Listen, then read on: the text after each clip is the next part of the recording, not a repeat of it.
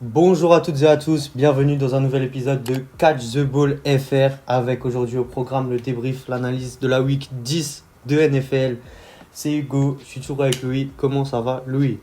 Ça va super Hugo, et toi comment tu vas?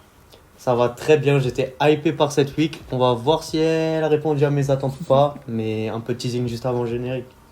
Let's go! Let's go. Jaden Reed, his second touchdown today. Sneed. It's out. Know your role and shut your mouth. He was like, I don't care, catch the ball.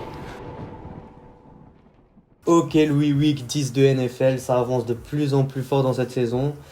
Et il y avait des belles affiches cette semaine, enfin, je le trouvais plus que toi, mais moi je trouvais qu'il y avait des belles affiches. Un match à Berlin, des matchs intéressants, on commence vraiment quand même à se faire une petite idée de comment évolue la saison. Et pour commencer, je voulais savoir, lui, de quoi tu veux nous parler pendant tes 30 secondes de monologue, que ce soit sur cette week 10 ou quelque chose de plus général sur la ligue. Dis-moi tout. Enfin, pas C'est tout de bien suite que tu- encore, mais... C'est bien que tu dises un monologue Hugo là, parce que là je vais partir dans une envolée lyrique qui s'intitulera L'après-dynastie et du coup Ok. induit des Chiefs. Mais voilà. Ok. Très bien, je vais te donner la parole tout de suite. Et oui, je parle de monologue. J'ai pas trouvé vraiment de terme pour nos 30 secondes, du coup j'ai pris ça. Mais Ce serait bien. c'est parti du coup pour ton monologue. Après mon top, c'est parti top. Hugo, on a connu là pendant 4 ans, 5 ans même, depuis 2020, la dynastie des Chiefs qui gagne des Super Bowls, voilà, on a gagné 3 en 5 ans. Et puis là, ça y est, on redescend, les Chiefs sont en 5-4, ils étaient en bye week, ils ont pas joué, mais on a des top équipes qui ont un top ranking, sont des 20 équipes qui secondes. étaient un peu en galère l'année dernière, les Patriots, Denver, Seahawks et les Colts. Mais voilà, je pense juste qu'il faut s'habituer aux nouveaux visages, aux nouvelles équipes la hype va venir avec le temps. Et voilà. La hype va venir avec le temps. En tout cas, Louis, je vois que même si ça va un petit peu à contresens de ton propos, tu restes toujours hypé par ces Chiefs parce que même quand ils sont en bye week, tu trouves un moment pour en parler. C'est peut-être lié avec voilà, tes maillots, Travis Kelce, tout ça, mais Got you. ok, bien, tes 30 secondes, et c'est vrai, alors, tu vas peut-être fort, t'enterres un peu les Chiefs quand même, là, c'est fini la dynastie, quoi. C'est Je peux pas en parler, mais non, mais ok, je Moi, mets j'en juste ça parlais là que plus dans le sens peut-être... où Chris Jones, il va peut-être aussi plus trop faire longtemps. Que Kelsey, justement, c'est peut-être sa dernière year, tu vois. Ça, c'est peut-être que j'ai Peut-être, ça pas va le- voilà. Ah ouais. Mais désolé, c'est pour des questions de... Des chicks, effectivement. Voilà, d'éthique, tout à fait. Et je vois ce que tu veux dire. Je te rejoins surtout sur la partie. Il y a des nouvelles équipes du coup qui percent un peu. C'est un petit peu la couleur de la saison. Et c'est vrai qu'à Week 10, on a déjà parlé dans quelques éditions précédentes, mais c'est vrai qu'on peut en reparler là. Des anciennes franchises un peu qui reviennent comme les Broncos et d'autres équipes qui prennent le lead. Mais est-ce que, question ouverte, je sais pas si je vais même te laisser y répondre, mais est-ce que vraiment. Les Chiefs sont morts, ça je suis pas sûr. Enfin, je dis, c'est pas ce que tu as dit, mais est-ce que c'est vraiment la fin de la dynastie? Je sais pas encore, même si voilà, c'est plus comme les autres années, c'est vrai. Et surtout, est-ce qu'une autre équipe, est-ce qu'on va avoir du coup une autre dynastie qui prendrait la place de celle des Chiefs, ou on va plus avoir une ligue ouverte, un peu comme on a cette année? Ça, c'est l'avenir de la NFL qui nous le dira. Bah, moi, si je peux répondre du coup rapidement Ouais. un peu et te faire une fake screen. Je sais pas, en fait, je suis pas assez expert sur l'ère de Brady pour dire à quel point l'équipe s'est renouvelée à un moment donné qui font avant ses 30 ans et après ses 30 ans pour gagner ces 3 bagues et ces 3 autres bagues. C'est vrai qu'il y a une grosse période de justement fin de dynastie comme ça, ils sont un peu revenus. Peut-être qu'on vit ça parce que Mahomes c'est encore jeune aussi. Mais... C'est ça, c'est que Mahomes, lui, il a encore son temps du fait de son poste, etc. Mais il va falloir encore, là, il y a des options jeunes avec Rice, Worthy, mais il va falloir aussi renforcer la O-line, la D-line. Et voilà, mais moi, je voulais dire aussi que je trouve, enfin, on a l'impression, du coup, avec un peu ces Chiefs là qui sont derrière et peut-être aussi, du coup, ces Eagles que j'ai pas voulu citer, mais ils sont quand même en 7-2, donc il faudrait quand même que je les cite journalistiquement. Mais que en fait là il y a que les 4 équipes que j'ai citées, peut-être avec les Chargers aussi, du coup les Pats, Denver, les Seahawks et les Colts qui dominent la ligue, quoi. Genre, il y a 32 équipes et c'est quand même ces 4 équipes qui dominent. C'est pas une ligue ouverte. Je trouve vraiment qu'il y a quand même des pôles de domination, quoi. On vient dans un monde multipolaire après. C'est bien de rappeler les cours d'histoire de terminale, mais non, je vois ce que tu veux dire. C'est vrai, même si t'as oublié les Rams, il me semble, dans ta phrase. Oui. Et que je n'apprécie pas trop ça. Mais très bien, Louis, pour tes 30 secondes. Et c'est vrai que voilà, on va voir et on verra surtout la semaine prochaine avec le retour des Chiefs et comment leur saison évolue pour voir si c'est bien confirmé ce que tu dis. Et Hugo, maintenant c'est à ton tour de nous faire un petit monologue de 30 secondes. De quoi veux-tu nous parler pendant 30 secondes cette semaine? Des Giants et particulièrement leur ancien head coach du coup. Breaking news, Hugo. Tu auras 30 Eh secondes oui. pour en parler à mon top. Défaite des Giants ce week-end face à des très bons Bears, mais voilà, ils sont maintenant en 2-8. Ils ont perdu Jackson Dart sur commotion cérébrale. Il a même perdu une dent au passage. Ils ont Russell Wilson qui fait un peu de la peine parce qu'on a l'impression qu'il a perdu toute sa confiance, que d'ailleurs le coach a dû lui enlever, mais qui va devoir sûrement finir la saison pour ces Giants.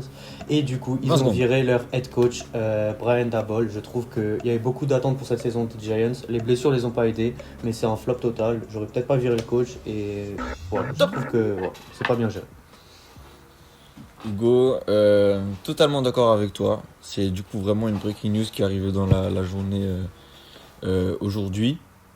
Et en plus, peut-être que ça c'est un vrai truc que j'ai vu passer il y a vraiment très peu de temps là, c'est que il y a un gros chiffre à débourser pour les Giants ce chiffre, je crois que j'avais vu un 600 000 à dépenser par mois là, je sais pas combien pour libérer Brian Daboll. Il y a toujours c'est pour cutter les contrats plutôt une énorme somme à débourser. Mais ouais, c'est un coach qui a gagné le Coach of the Year d'ailleurs, ça je savais pas. Ah ouais, moi non plus. Et voilà, donc c'est pas un coach qui a mis les Giants peut-être à un rang où on les attendait avec ces nouveaux rookies.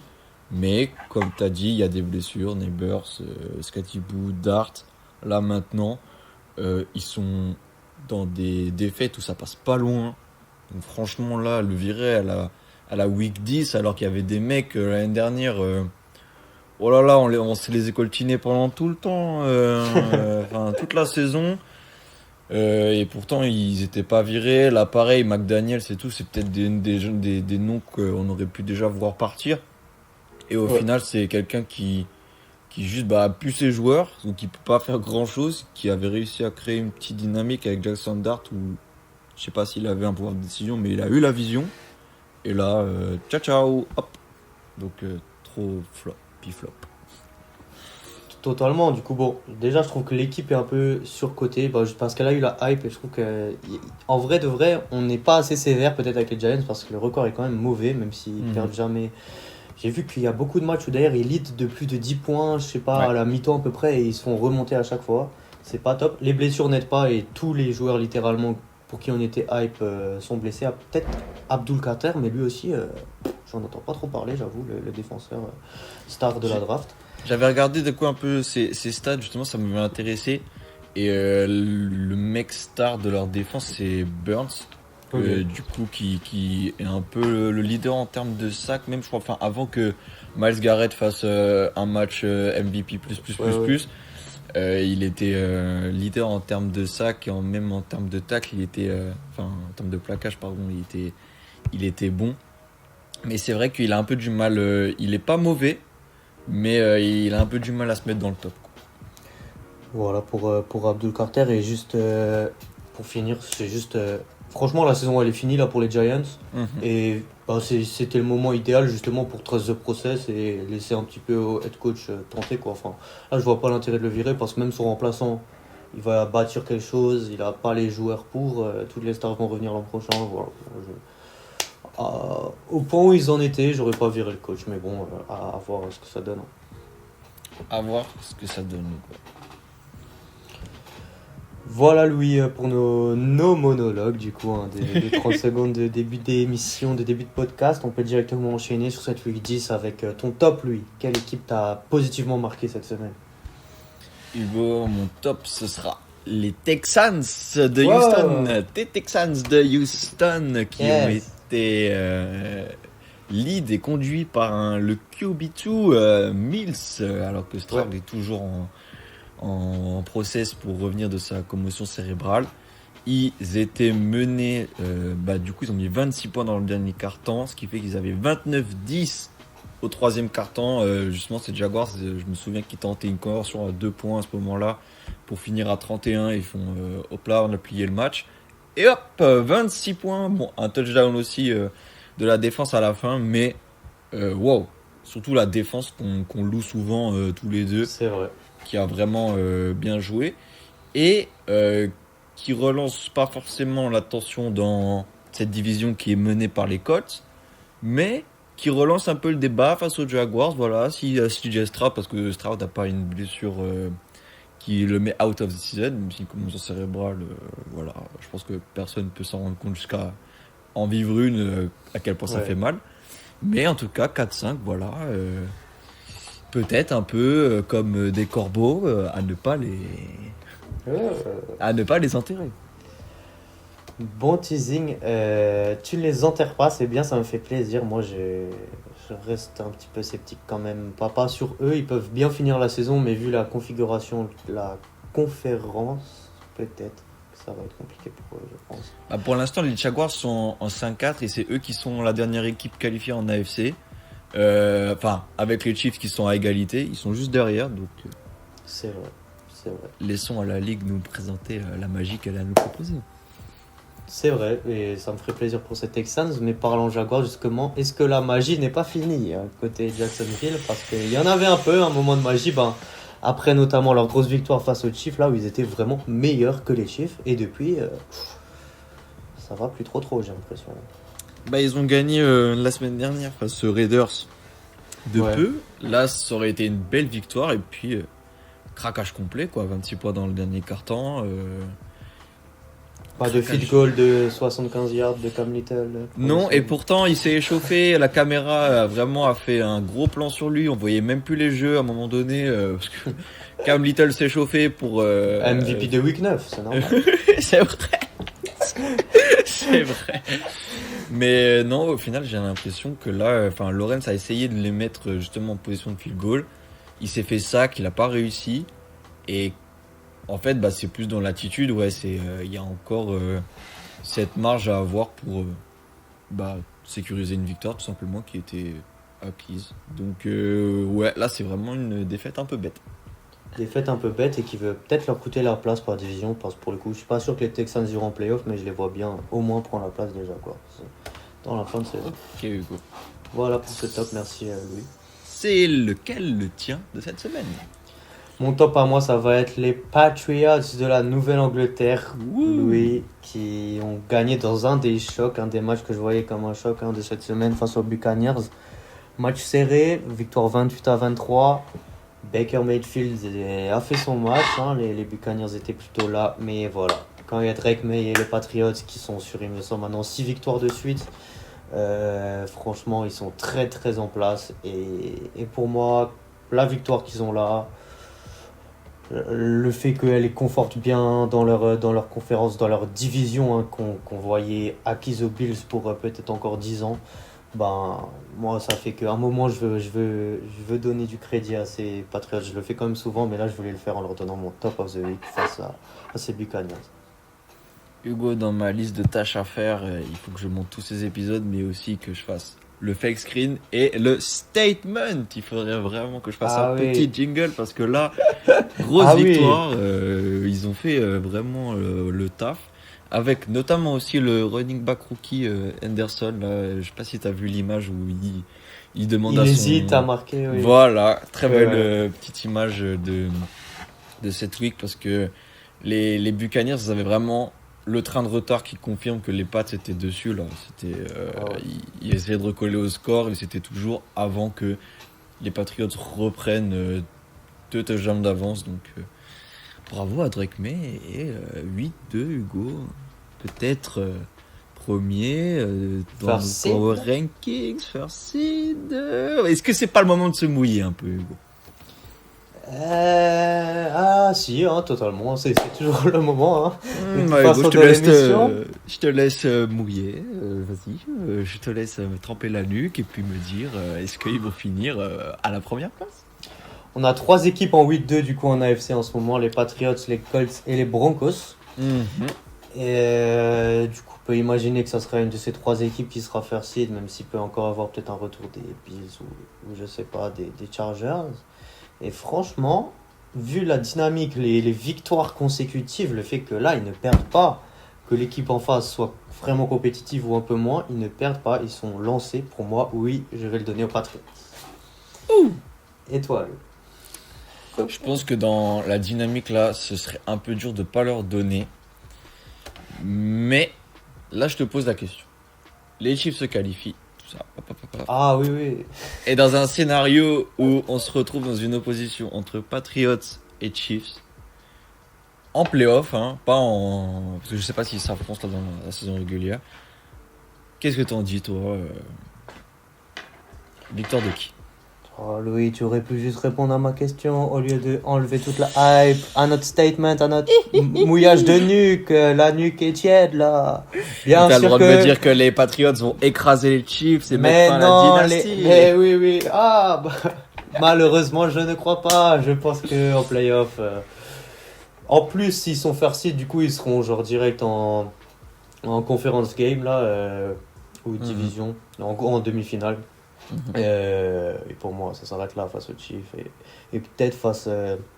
S'ils devaient par exemple rejouer les Bills en playoff, je verrais quand même les Bills passer. Maintenant, vu là tous les nouveaux avenants AFC, s'ils retrouvent les Broncos ou les Colts peut-être en playoff, pour le coup, moi, ils pourraient le faire contre des équipes là. Mais face aux équipes un peu plus expérimentées des playoffs, pour moi, ça passe pas. Même face aux Corbeaux, par exemple. Même face aux Corbeaux, et pourtant ils essayent quand même de nous prouver maintenant, là, depuis 3-4 semaines, que ils sont là, hein, Drake May, toujours avec sa petite humilité, il essaye de pas trop faire de bruit, et pourtant, moi aussi j'ai l'impression que je leur donne pas la victoire face aux Chiefs. Bon, il y a encore du temps, et laissons ce temps nous prouver peut-être le contraire, ou nous mettre en hype. Ouais. Comme j'ai dit là, ces nouveaux visages, être bien en accord avec eux et sûrs de leur force pour voir dans nos pronos, dans maintenant 2 mois, Hugo, comment ça va se passer après. C'est vrai. Et tu ne vas pas t'échapper comme ça? Tu veux finir first seed? First seed. Ouais, je leur donne. Oui, je disais que les Colts, enfin les autres équipes, les Broncos et les Colts, c'était pour moi objectivement en dessous des Patriots. Là pour l'instant. Très bien.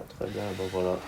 C'était mon top of the week. On peut maintenant basculer de l'autre côté de cette week 10, Louis, avec les équipes qui nous ont déçus, qui ont flop, c'est-à-dire qui n'ont pas répondu aux attentes ou qui ont lâché quelque chose de pas trop propre sur le terrain. Et pour toi, quelle équipe a fait ça ce week-end, Louis? T'as dit des équipes qui m'ont déçu, Hugo. Je vais faire un peu un coup de Trafalgar comme toi la semaine dernière qui a mis 2 équipes en top. Mais ce sera les Eagles et les Packers qui étaient en Monday Night. Ah oui. Eagles Packers l'année dernière. Le Brésil, la Samba. Ah oui. Le réveil de Saquon Barkley. Tout va bien, tout ça. Et puis là, 17, touche-push sur touche-push. 0-0 à la mi-temps. J'ai vu un récap de ce qui s'est passé et je vais te le dire très bien et très monotonement. Fumble, punt, fumble, fumble, punt, punt, fumble, punt, punt, punt, punt, fumble. Louis, est-ce qu'on n'appelle pas ça du winning football? Ce qu'on a vu ce week-end. Et il me le balance à la gueule. Écoute, Hugo, j'ai envie de faire un yellow flag for taunting. Sportsman conduct de ta part. Mais tu as totalement raison. Au final, ça fait une petite victoire et surtout une grosse défaite pour ces Packers. Qui en NFC Nord est très resserré et de plus en plus resserré et il y a juste un peu les Vikings qui sont un peu lâché le train, mais avec eux aussi sont en train de lâcher le train. Wow. Et justement, quand t'as vu la bête de phrase? Non. Désolé. Ils sont en train de lâcher le train. mais c'est ok. Non, t'as raison. Mais moi, je voulais justement... Tu m'as fait réaliser en fait que toutes ces équipes-là que je citais en début dans mon monologue et que t'as dit après, elles étaient en AFC et j'ai l'impression quand même que... Enfin, je saurais même pas l'expliquer pourquoi. Il y a ce changement un peu de... En tout cas, en termes de C'est record vrai. de grosses victoires en AFC qui était l'année dernière, beaucoup plus en NFC. Ouais, c'est vrai. Après, pour moi, ça s'explique aussi parce que les équipes vraiment qui... Ouais, non, ça tient même pas trop. J'allais dire vraiment les équipes les plus faibles, mais en soi, si quand même, les Dolphins, les Saints, ils sont en, en AFC, mais du coup pas les Saints, pardon, je me suis trompé, mais les Jets, les Browns, et plus les flops avec les blessures, les Titans aussi, ça donne peut-être des victoires plus faciles. Après, pour moi, les équipes qui ont les plus gros records, comme les Colts ou les Broncos ou même les Patriots, c'est pas forcément non plus les plus fortes dans les perspectives de confrontation directe. Par exemple, les Seahawks ou les Rams, qui sont aussi en 7-2, mine de rien, avec un match en moins avec Tyler bye week, pour moi, sont bien meilleurs que les Broncos ou les... Enfin, bien meilleurs, je sais pas, mais meilleurs. En tout cas, Hugo, tu auras une petite section dédiée à la fin de notre podcast habituellement pour nous en parler, j'imagine. J'imagine bien, oui.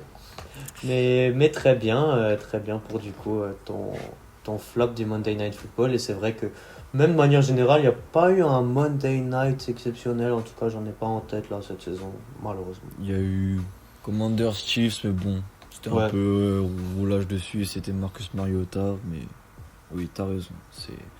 C'est pas glorieux cette saison. C'est vrai, c'est totalement vrai.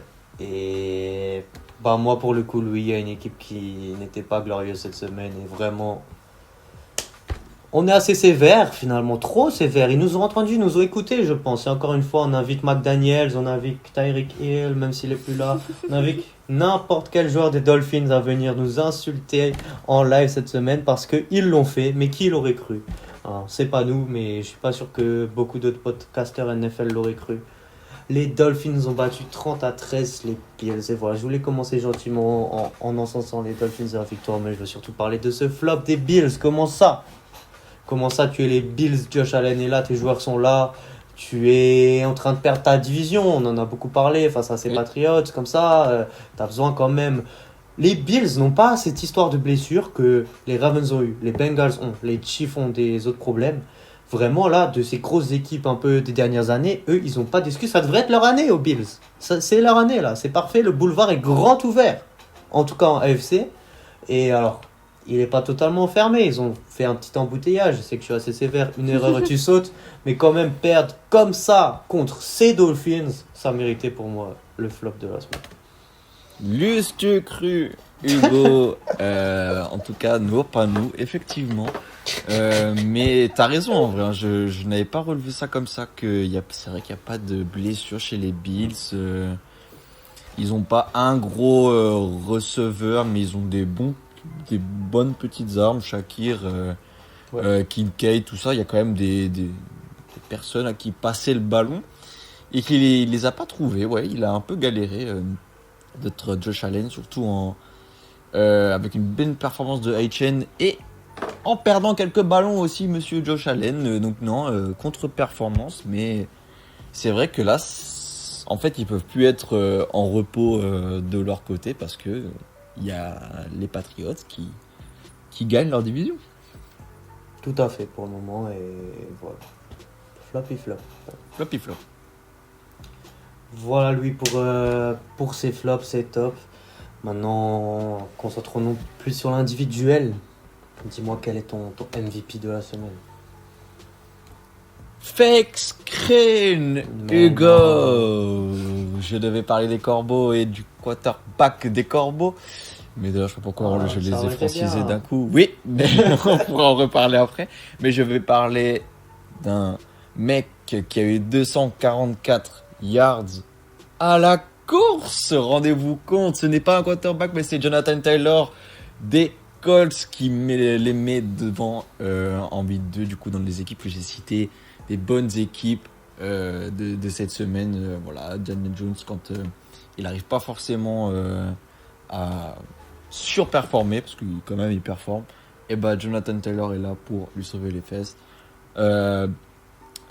Face au Pittsburgh Steelers, ça n'était pas le cas. Il n'a pas surperformé, du coup il a perdu et il a invalidé mon take du 9-1. Mais voilà, c'était juste aussi pour en reparler. 8-2 au final. Je trouve quand même que c'est un bon petit pari, même si ça fait un peu moins bien qu'un affaire. Non. J'allais ne pas te vanner, j'allais rien dire, te laisser en parler toi-même du 9-1, mais non, 9-1, c'est pas 8-2, je te confirme, même niveau des départements. C'est la Tarn-et-Garonne là qui est en... Ce n'est pas l'Essonne, je suis désolé. Non, NFL Germany, NFL à Berlin. Je voyais Atlanta le faire, je sais pas pourquoi, peut-être parce que je les aime bien un peu, malgré qu'ils ont encore perdu sur le fil, ça fait beaucoup. Et c'est vrai que les Colts m'ont rassuré après la défaite de la semaine dernière. Du coup, quand même, je comprends, et effectivement un excellent running back en Jonathan Taylor, qui est dans le top, il me semble, des joueurs qui ont plus marqué de touchdowns cette saison. Il fait une grosse saison, lui, et Daniel Jones. Et les Colts, ils se relancent bien après la défaite de la semaine dernière. Et c'est vrai, ça méritait ce MVP. Hugo, dis-moi ton MVP de la semaine. Alors, moi, j'ai décidé de mettre finalement Jahmyr Gibbs avec ses 2 touchdowns, mais je pourrais parler de Jared Goff avec ses 3 touchdowns en quarterback. Effectivement. Et je pourrais peut-être parler juste des Lions, parce qu'il y a une équipe qui joue un beau football, d'ailleurs t'apprécies, et qui joue vraiment collectif, c'est ces Lions. Et pour moi, je ne pouvais pas passer à côté de cette prestation. 44-22, double du score face aux Commanders de Mariota, certes affaibli, mais c'est solide, Jahmyr Gibbs du coup, parce que c'est la section individuelle et c'est solide de manière plus large, tous ces Lions, je trouve, qui sont, malgré leur 6-3, sont vraiment bien, et pour moi, ils ont aussi fait un statement, et il en a fait un, ce running back ce week-end. On a des très beaux running backs dans cette ligue, et c'est bien que voilà, les 2-3 grosses stars, Barkley, et McCaffrey, même s'il fait aussi une grosse saison, c'est bien qu'on entende aussi parler d'autres joueurs, même si Jahmyr Gibbs, je trouve qu'il parle justement, qu'il prend de plus en plus une place dans le top des running backs de cette ligue. C'est d'accord, je suis totalement d'accord. C'est un bon MVP, mais en plus, quand tu parles de beaux running back, des fois, je sais que tous les deux, on a un peu regretté que souvent, l'année dernière, c'était beaucoup de courses, et surtout pour aller inscrire des touchdowns et grappiller du terrain. Et quand même, cette saison, on a quand même des bons petits receveurs qui nous font plaisir. Je voulais citer peut-être Drake London tout à l'heure, qui était dans le match tout à l'heure, mais aussi d'autres receveurs comme Williams chez les Lions. Donc voilà, c'est vraiment un truc que j'ai un peu plus retrouvé cette saison, des gros catchs. C'est un bon mélange, je trouve, cette année. Un bon mélange, je suis d'accord, et ça fait plaisir. Voilà pour ça, Louis. Passons rapidement sur les autres matchs qu'on n'a pas débriefés. Alors, je vais juste commencer. C'était quoi cette semaine-là? Dolphins ont gagné. Les Saints ont gagné 17-7. Et les Jets ont gagné face aux Browns. Les catégories gigaflop s'imposent. Ils ont écouté notre podcast, là, même s'il n'est peut-être pas encore sorti. Qu'est-ce qui s'est passé? Tu leur as envoyé directement. C'est incroyable, là, ces victoires de ces équipes. Effectivement, avec je vais pas m'étaler, mais oui, t'as raison, mais avec le nouveau quarterback des Saints, Tyler Sow, là, qui est un rookie et qui a gagné contre ces Panthers qui, pareil, sont vraiment en yo-yo. Oui, on gagne pas, on gagne pas, on gâche un peu la fête des grosses équipes. En tout cas, t'as raison, Hugo, les flops ont gagné cette semaine. Les flops, mais est-ce que le titre de flop, du coup, on ne doit pas le redonner à Cleveland, qui a perdu face aux Jets et qui est en 2-7 2-7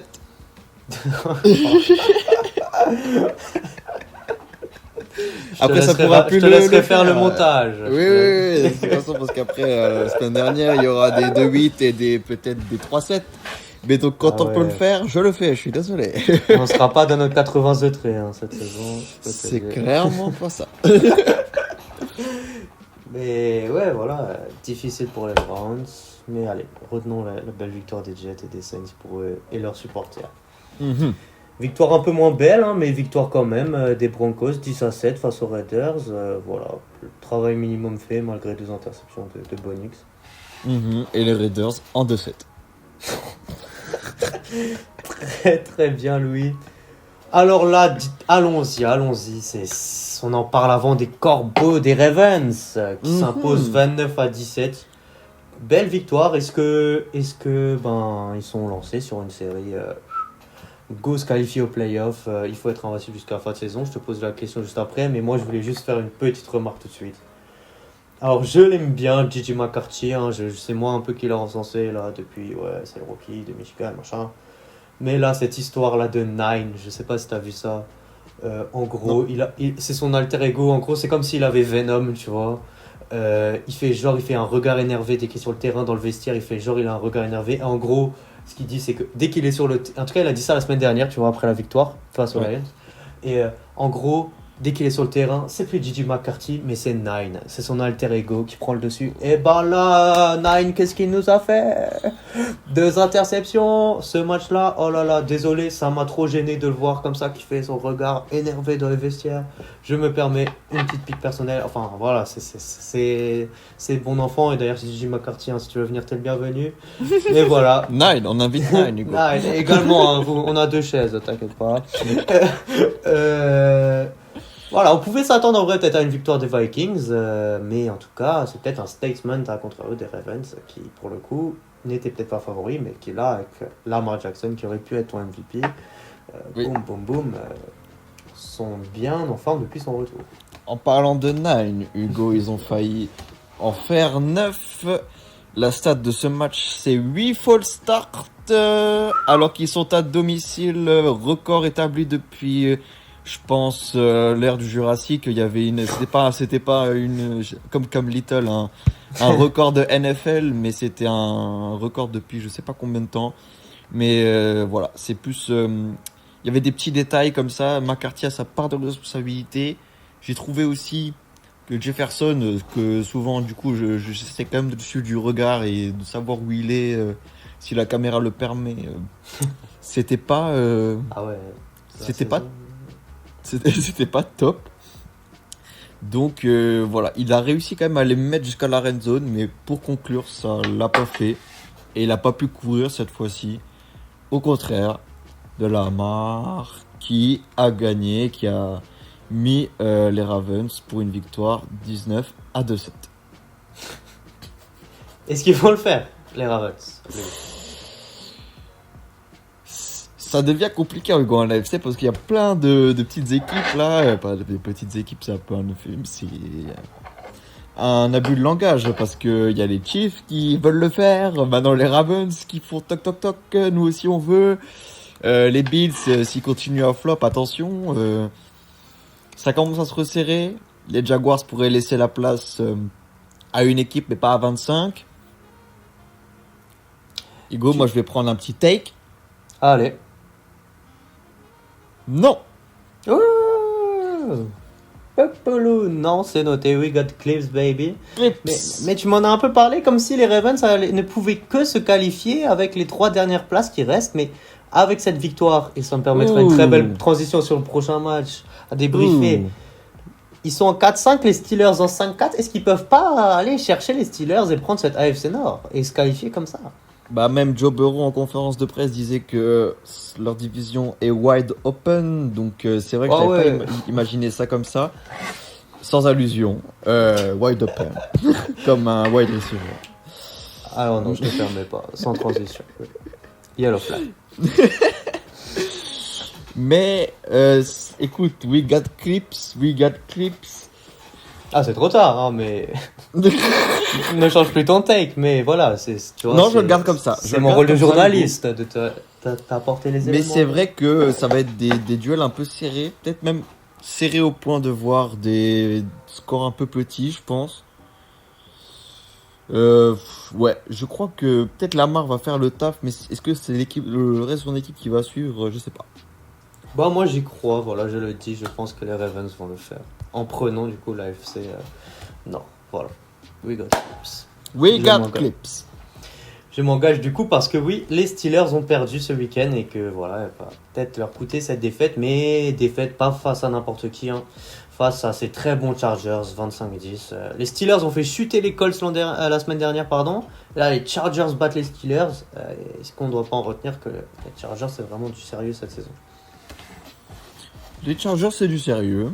Il y a des big plays de Herbert. Vraiment, il y a des petits flashs un peu, pour ne pas faire référence à leurs éclairs, mais de génie comme ça. Après, est-ce que c'est vraiment une équipe qui reflète ce niveau de 7-3? Je saurais pas dans cette discussion-là. Moi, je dis non. Ok. Très bien. Eh ben, ne traînons pas plus longtemps, Louis. Allons parler de mes deux équipes pour finir Allez, ce hop. débrief. Victoire des Seahawks 44-22 face aux Cardinals et victoire des Rams 42-26 face aux Niners. C'est du très très fort, ces deux leaders de la division NFC West qui sont ex aequo. C'est les Seahawks pour l'instant qui sont devant quand même, mais les deux équipes cartonnent et battent d'ailleurs chacune d'entre elles un rival de division, quoi. Il y a vraiment un écart entre... La division est divisée en deux, pour le coup, cette NFC West, mais voilà, qu'est-ce que tu as pensé de chacun de ces matchs? Je vais juste regrouper en plus le match des Lions, parce que quand la Red Zone a du coup un peu débarqué avec ces matchs qui commencent un peu plus tard, Ouais. il y a 22, 26 et 22 pour les équipes adverses. C'est vraiment le petit but du 5-1, comme on pourrait dire au football européen. Parce que franchement, quand on regarde les scores directement, 21 points dans le premier quart-temps pour les Seahawks, 14 pour les Rams, 14 pour les Lions. C'était vraiment un po, comme on peut le dire souvent avec des mots très français. Ah nous oui, deux. c'est vrai qu'on le dit très souvent. Po, po, po, po, po, po. Mais non, mais en tout cas, alors, je vais peut-être commencer par les Rams. Ouais. Pour finir sur ceux qui m'ont le plus impressionné. Ok. Ça tient vraiment le bon bout. Stafford continue bien. Williams, enfin surtout ouais, Stafford qui est dans peut-être du coup un peu... j'ai pas envie de finir des carrières dans ce podcast, mais du coup ce délire de Last Dance là où... C'est vrai, il est plus trop jeune. Ça. Voilà, très très performant en tout cas là, avec des Rams 7-2 qui en plus ont le record cette année. Et ces Seahawks, waouh, parce que dans ces 21 points dans le premier quart-temps, il y a aussi des touchdowns défensifs, je sais plus s'il y en a un ou deux, mais la défense fait mal. La défense fait vraiment très très très mal. Et attention à ces Seahawks parce que l'attaque performe, l'attaque a un très bon quarterback, un très bon receveur, mais la défense en plus. Ok, là on est dans le top du top. Ah, je te le fais pas dire, franchement. C'est très sérieux ces Seahawks et ces Rams aussi. Et c'est vrai que c'est bien de voir ces équipes en tout cas performer. J'aime bien les voir, vous le savez maintenant, en NFC West. Voilà pour cette week, Louis. C'est le grand moment. Hein. C'est le grand moment de chaque semaine. C'est l'heure du Power Ranking. It's time! Et j'aimerais maintenant que tu me dises, Louis, fighting out of the red corner,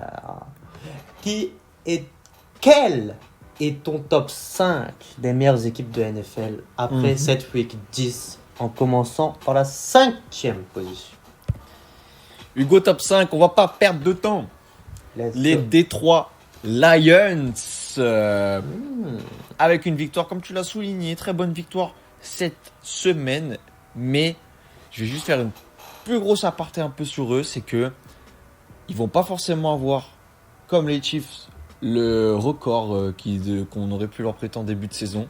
Mais attention à ces Lions qui peuvent faire très très mal, surtout en post-season. Donc je les mets pas loin de favoris pour le titre suprême. Voilà, c'est mon petit moment. Tu n'as pas le droit de réagir. Juste pour dire quelque chose, vaut mieux Oui, peut-être dis-moi. un record un peu moins beau et performer en post-season que ce qu'ils ont fait l'an dernier avec un super record dans la saison pour flop face au Of Commanders. fucking course. Et tu as raison Voilà. de le souligner. Comme ça, c'était aussi quelque chose que j'avais pensé. Et peut-être que cette saison, ils l'ont compris. Peut-être aussi un Voilà. peu s'économiser pour les playoffs. C'est vrai. En 4, Hugo, il y aura beaucoup de tes équipes. Les Ah. Rams sont à la 4e position avec une super victoire. Voilà, un des 3 blowouts qu'on a cités tout à l'heure. En 3, les Colts qui dégringolent petit à petit, mais qui restent quand même très haut dans cette ligue ouverte, comme tu l'as dit. De mon Power Rankings. En 2, les Patriots sont là avec une victoire statement. Et en 1, ce qui me choque, sur lequel j'ai insisté là il y a 10 secondes, les Seahawks. Tes Seahawks, Hugo, number 1, Power Ranking, top 5. C'est la validée. Très bien, Louis. J'ai profité pour prendre la parole sur ton texte sur les Lions parce qu'en plus je les ai encensés avec Jahmyr Gibbs comme MVP, mais moi ils ne sont pas dans mon top 5 ces Lions, mais ils ont allé la mention honorable de la semaine. Eh ben non, donne-nous ton top 5, sans mention honorable, sans petite place. Après, s'ils ont envie de parler dans le podcast, ils peuvent. Mais Hugo, Bien sûr. maintenant, ton top 5. Mon top 5 va commencer par les Chargers de Los Angeles qui ont performé 25-10 face à ces Steelers qui sont bons cette saison c'est juste qu'ils sont meilleurs en fait les Chargers. Les Chargers sont en place, ils sont en place aussi dans leur division, même s'ils n'ont pas la première place paradoxalement. Mais voilà, moi je suis satisfait là pour l'instant de Justin Herbert et de ces Chargers. En 4e position, j'ai inséré les Eagles de Philadelphie qui winning football. C'est ton concept, ce n'est pas le mien, mais j'ai été traumatisé par les Eagles qui, même s'ils ne gagnent pas avec la beauté, dès qu'ils jouent, je suis obligé de les mettre dans mon top 5. En 3e position, les Rams de Los Angeles. Voilà, mes Rams, je me suis engagé avec eux très très tôt sur leur suite, mais tranquillement, ils gagnent. Une belle victoire face à San Francisco ce week-end, du coup, satisfait de ces Rams. En 2e position, les Patriots. Voilà, 6 victoires de suite, premier de l'AFC, c'est du très fort. Et en première place, les Seahawks, lui, on se rejoint. Je les ai déjà mis la semaine dernière, mais je ne vais pas les enlever, surtout pas après cette performance cette semaine. Et c'est vraiment l'équipe qui fait peur actuellement dans la ligue, du coup, on se rejoint là-dessus. On se rejoint là-dessus, Hugo. Très bon top 5. Et la semaine prochaine, il y a quand même des beaux petits matchs là. Là, je suis hypé. Ah ben, j'étais déjà hypé par la semaine là, mais alors la semaine qui arrive, par quoi on commence Bills Buccaneers, allez, dis-moi un petit prono rapide de ça. Le Buccaneers, allez hop. Josh Allez. Allen, allez hop. Oh, ok. Viking Bears dans la NFC Nord, un petit choc. Les Vikings qui se relancent. Ok. Ah, moi je vois Chicago, tu vois. Mhm. Broncos Chiefs, Divisional Game, très intéressant. Super intéressant. Crucial pour les Chiefs, je trouve. Effectivement, tu fais bien de le mentionner et je pense que la dynastie a encore 6 mois de vie et qu'il faut qu'elle les utilise à bon escient. Et même si c'est à Denver, ça gagne de peu en ce moment les Broncos et là ça va pas le faire. Je suis d'accord, mais même j'ai vraiment envie d'être d'accord. Ah bah d'ailleurs c'est pas bon signe quand on est d'accord, mais en tout cas c'est chaud pour moi là, c'est chaud pour les Chiefs hyper. C'est clair. Waouh, qu'est-ce qu'on a là? Los Angeles Rams, Seattle Seahawks. Ça va être un match de football. Il y aura pas de winning machin blabla. Ça va être un beau match de football, je peux te le dire. Ça va être un comme on dit tout le temps, Hugo. Attention aux commotions cérébrales, ça va taper fort. Ouais. J'espère pas trop fort non plus. Mais wow, Hugo, c'était 2 équipes, c'est un peu un duel du coup fratricide. Pour Qu'est-ce moi, que tu sinon donnes je pense que les deux équipes se détestent, mais les Seahawks vont gagner ce match, je pense. Et toi, Louis? Ah, je pense aussi, mais je pense que ça va être un beau match très serré. Vraiment, ça va jouer à 2-3 points. Ouais, je suis d'accord et j'espère que ça va pas faire le genre de match où les deux équipes ont peur de l'autre et que ça va flop, quoi. J'espère vraiment qu'ils vont être décomplexés et qu'on verra le football qu'elles savent nous proposer. Et pour finir sur le plus gros, hein, ce sera peut-être un plus beau match Rams-Seahawks, mais on est obligé de finir et de laisser l'ouverture là-dessus pour la semaine prochaine. Eagles-Lions, Louis. Un potentiel match de finale de NFC. Qu'est-ce que t'en penses de cette affiche? Hugo, le winning football. De l'autre côté, le bon côté de la force. Les ténèbres, la lumière. Serpentard, Gryffondor, le lion. Oh. Tu prends un peu parti. Hugo, voilà, je suis désolé de croire au fait que les gentils vont gagner à la fin et que les Lions vont proposer des beaux trick plays avec un Jahmyr Gibbs qui va courir dans la end zone des Eagles. Hugo. Ah, tu essayes de m'embarquer avec toi là en parlant de Jahmyr Gibbs, mais Louis, on n'est pas en train de débriefer la Walt Disney NFL, on n'est pas en train de débriefer la Netflix NFL. Le N n'est pas pour Netflix, même s'il y a des théories comme quoi c'est un script. Mais on est bien dans la vraie vie, et dans la vraie vie, malheureusement, je te rejoins là-dessus, malheureusement, c'est pas toujours les gentils qui gagnent. Et je vois du coup les Eagles s'imposer. Hugo, de toute façon, les meilleurs matchs, c'est quand on n'est pas d'accord. Donc, C'est vrai. je ne demande que ça. Il y a quand même deux matchs où on est raccord. Attention au flop. J'espère que les bookmakers ne vont pas trop changer les paris qui sont en place après la diffusion du podcast. Mais en tout cas, on a des beaux matchs. Hugo. On a des beaux matchs et hâte d'être à la semaine prochaine pour débriefer ça avec toi, lui. Hâte également, Hugo, et c'est toujours un plaisir de parler NFL avec toi.